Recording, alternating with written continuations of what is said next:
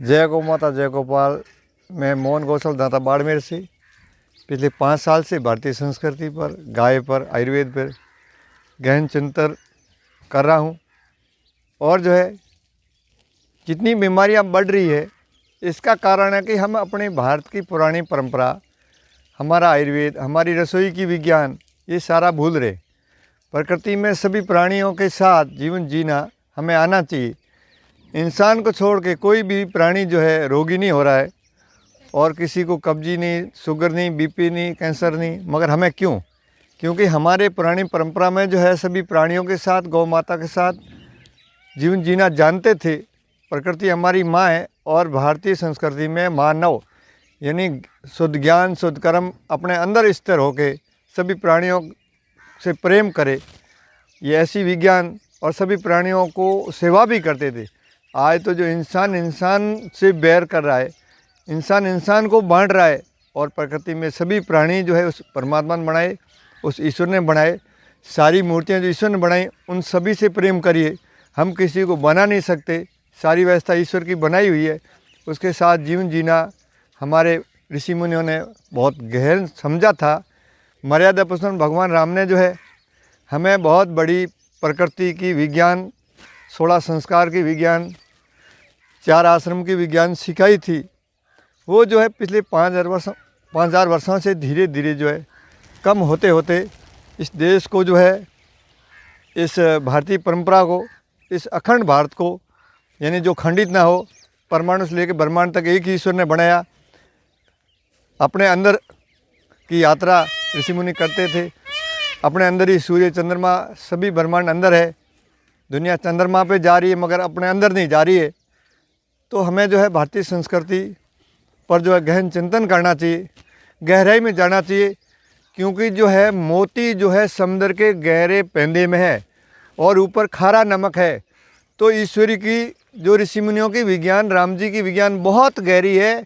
मगर आज जो है ईश्वर के नाम से, गुरु के नाम से दुकानें बहुत ज़्यादा है। दुकान है तो यानी उसके अंदर का रावण बहुत बलवान हो गया।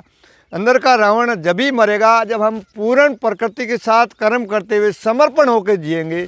सभी प्राणियों में जो है कण कण में ईश्वर देख के, विश्व के अणु अणु में परमात्मा है। और उसी ने पूरा ब्रह्मांड की विज्ञान बताई। क्यों? ब्रह्मांड में है जो पिंड में, और जब पिंड में है तो आपका नया सेल बनेगा। इतनी बड़ी गहरी विज्ञान मर्यादा पुरुषोत्तम भगवान राम जी जानते थे। हमें भी उनकी विज्ञान पे गहन चिंतन करना चाहिए कि 4 आश्रम, 16 संस्कार, जो इस दुनिया की बहुत बड़ी वैज्ञानिक जो हमारी माता जी होती है। और माता जी जब तक जो है पति भगवान है यानी पति ईश्वर से जुड़ा हुआ, और ऐसे महर्षियों के सानिध्य में जो बहुत वैज्ञानिक जो वनों में तपस्या करते थे, जिसके पास विवेक रहता है, जो तत्वदर्शी होते, ऐसी विज्ञान जो है आज जो बिल्कुल कम होती जा रही है।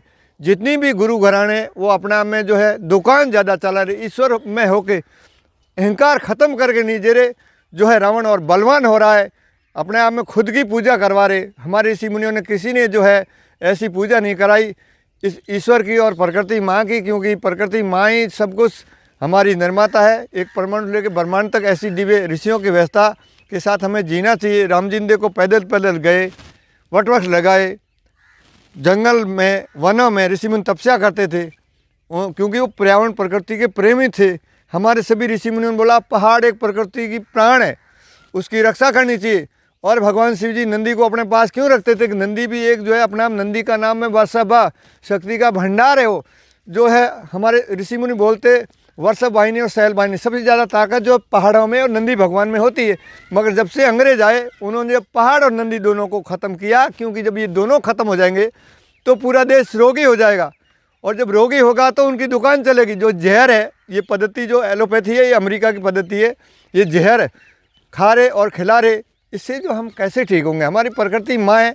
क्योंकि शरीर का निर्माण जो है प्रकृति में हुआ है, किसी जो है फैक्ट्री में नहीं हुआ। निर्माण शब्द में माँ का ये नाम आता है। तो ऐसी भारतीय परंपरा हमें बहुत कुछ सिखाती है, ऐसे जीवन जीना सिखाती है। मगर जो है हम उन ऋषियों के ज्ञान को, उन पुरानी सनातन परंपरा को जो भूल गए। और कुछ आध्यात्मिक में भी मुझे ऐसा लग रहा कमियाँ हैं। क्योंकि दुकान ज़्यादा है, रावण अंदर का बलवान हो गया है। रावण जब ही मरेगा जब हम उस प्रकृति माँ के साथ बिल्कुल समर्पण हो जाएंगे। क्योंकि जब बीज उगता है तो बीज खत्म हो जाता है, जब पौधा बन जाता है। बीज और पौधा दोनों एक साथ नहीं रहते। तो ऐसे जो है कुछ धर्म के में भी जो है बहुत भरम ज़्यादा है और ईश्वर को खूब खूब खोज रहे और खूब बुला रहे। कोई वो दूर नहीं है, वो तो अंदर और बाहर सब जगह है। तो वो ऐसी जो ऋषियों के विज्ञान पे हम सबको चलना चाहिए, क्योंकि धर्म एक ही है, धर्म बहुत नहीं हो सकते। यानी इस ऋषियों की विज्ञान, प्रकृति विज्ञान, ईश्वरीय जो ऋषियों का ज्ञान था उसके अनुसार अगर हम चलते, राम जी मर्यादा पुरुषोत्तम और वैज्ञानिक थे। मगर आज जो है वो विज्ञान की जगह जो है अज्ञान ज़्यादा है, दुकान ज़्यादा है और रावण बलवान हो गया। इसलिए कितना जो पूरे विश्व में झगड़ा हो रहा है। हालांकि रावण अंदर बैठा, अगर झगड़ा करना तो उससे करो, उसको आप ख़त्म करो। बाहर तो सब राम है। पूरे ईश्वर परमाणु लेकर ब्रह्मांड तक सभी पूरी प्राणियों के साथ प्रेम करता है, रम जाता है और खुद को मिटाकर उस परमात्मा में समर्पण हो जाता है। नदी जब तक भागती है तो वेग होता है, जो समुद्र में जाकर शांत हो जाती। ऐसे हमें उस ईश्वर से जोड़कर सभी प्राणियों में ईश्वर में होकर खुश रहना चाहिए और सदा दूसरों को भी ये संदेश देना चाहिए। ऐसा ऋषियों का विज्ञान राम जी जानते थे। राम जी थे बड़े वैज्ञानिक। और आज जो है रावण बलवान हो गया, क्योंकि दुकान में जब रहता है तो रावण बलवान होता है और प्रकृति और ऋषियों के विज्ञान के साथ जीता है तो वैज्ञानिक होता है। तो हमें फिर से राम जी की समय की विज्ञान को लाना पड़ेगा। राम जी बहुत बड़े वैज्ञानिक थे। समाज में, प्रकृति में 16 संस्कार, 4 आश्रम, में बहुत बड़ी विज्ञान अगर हम जानेंगे तो पूरे विश्व में अपना आप शांति हो जाएगी, सब व्यवस्था हो जाएगी। जय गौ माता, जय गोपाल, वंदे मातरम। धन्यवाद।